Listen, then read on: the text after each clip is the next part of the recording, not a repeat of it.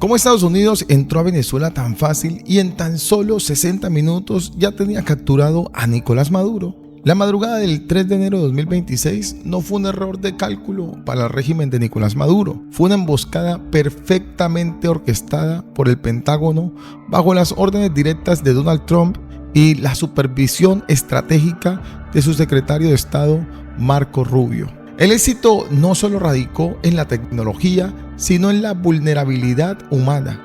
El régimen había otorgado vacaciones navideñas a la mitad de su anillo de seguridad, dejando a Maduro desprotegido en el momento más crítico.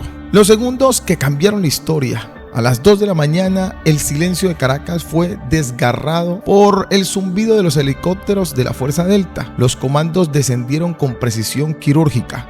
Maduro, alertado por los primeros estallidos de los inhibidores de frecuencia, intentó correr hacia su búnker de acero reforzado. Mientras él intentaba, la puerta hidráulica de varias toneladas comenzaba su cierre lento automático.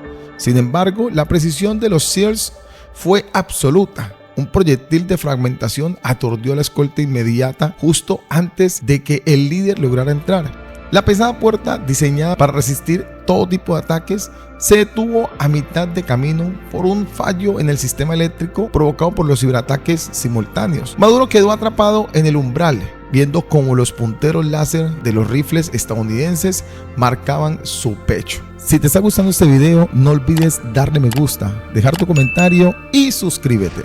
Hablemos de la traición interna. El factor Delcy Rodríguez. Lo que pocos sabían es que el camino estaba pavimentado hace meses. Fuentes de inteligencia sugieren que la vicepresidenta Delcy Rodríguez fue la pieza clave. Tras contactos secretos con Marco Rubio, ella había facilitado las coordenadas exactas y los horarios de rotación de las tropas. Se dice que Rodríguez, al ver el colapso económico inevitable, decidió ponerse a disposición de Washington para asegurar su propia inmunidad, traicionando al hombre que acompañó por años. Irónicamente, la recompensa de $50 millones que pesaba sobre Maduro quedó intacta. Nadie la reclamó porque no hubo informantes externos. Estados Unidos fue directamente por él en una operación de limpieza total. Hablemos de lo que sería el pacto de las superpotencias. El subtexto es crudo, el petróleo. Venezuela ya no es dueña de su crudo. Sus deudas con China superan los $5.000 millones más intereses asfixiantes. En una movida de realpolitik, Putin y Xi Jinping abandonaron a Maduro. Ambos líderes le dieron la venia a Donald Trump para intervenir a cambio de garantías de que las deudas venezolanas serían saldadas como la nueva administración bajo supervisión estadounidense. Maduro, que esperaba un rescate ruso o chino, murió políticamente bajo la sombra de una traición global. A Maduro le pasó básicamente lo mismo que al general Noriega. La comparativa con la captura de Manuel Noriega en 1989 es inevitable.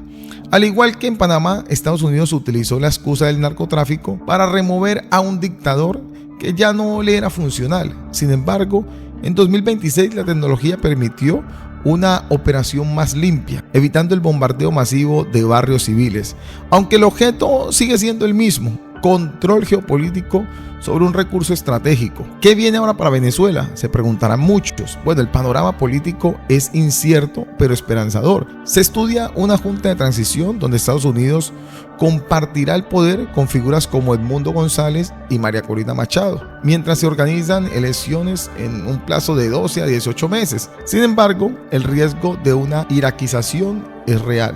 Miles de soldados y colectivos armados podrían huir a las montañas y zonas selváticas del arco minero. Si estos grupos logran reorganizarse, Venezuela podría enfrentar una guerra de guerrillas prolongada que afectaría directamente a la población civil, transformando la liberación en una insurgencia de baja intensidad que podría retrasar el cambio real por años. El cambio estructural se verá reflejado en la economía cuando las petroleras retomen el control total de la faja del Orinoco, pero la herida social de un país dividido tardará décadas en sanar. La operación fue un éxito militar, pero el verdadero desafío político apenas comienza. Para entender cómo se llegó a este punto de inflexión histórica del 3 de enero de 2026, es necesario analizar la ruptura de los canales diplomáticos y la arquitectura de poder que sostenía Maduro, la cual se desmoronó bajo el peso de su propia intransigencia y la presión de una administración estadounidense decidida a cerrar el capítulo venezolano. Pero ¿por qué ahora y no antes? Históricamente Estados Unidos había evitado una intervención directa en Venezuela por temor a un conflicto regional prolongado y el rechazo de la comunidad internacional.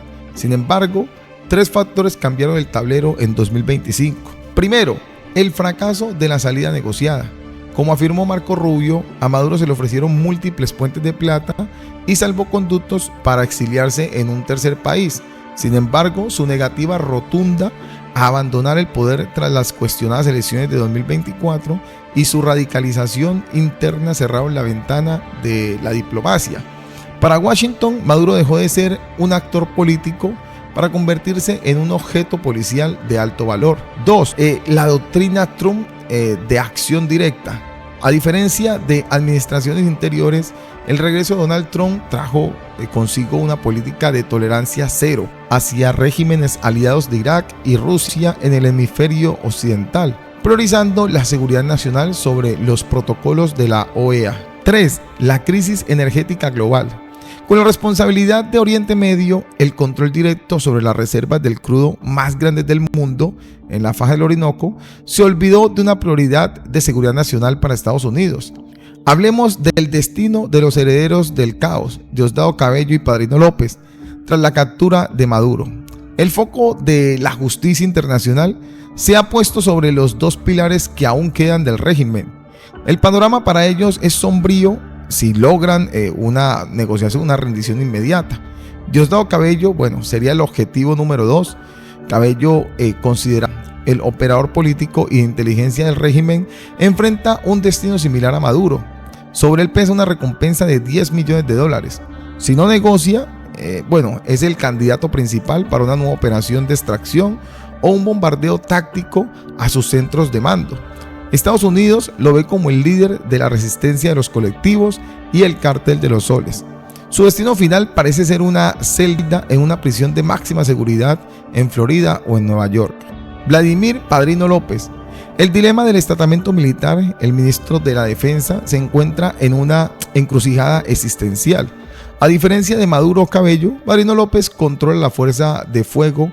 Si Padrino López no ordena el cese a fuego y no entrega las armas a una junta de transición liderada por la oposición civil, será catalogado como el combatiente enemigo.